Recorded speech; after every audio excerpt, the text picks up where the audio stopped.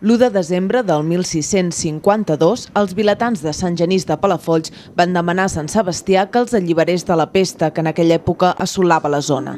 A canvi, cada any l'homenatjarien en el seu dia, el 20 de gener. Tots farien festa i renovarien el vot a la parròquia del poble.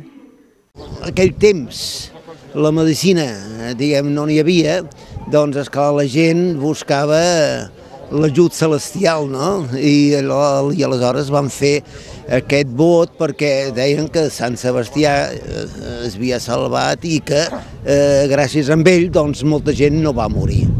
La cosa aquesta, i a partir de llavors doncs ja van dir de cada any doncs renovar aquest vot.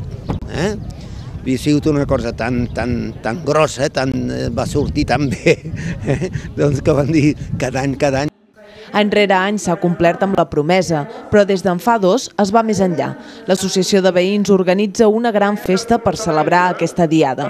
Jocs infantils, havaneres, activitats de tota mena i, el més important, la missa on es renova el vot que s'ha celebrat aquest diumenge.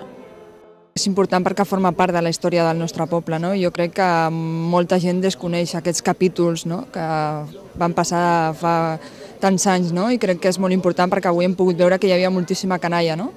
I són històries, capítols que després ens condicionen com a poble.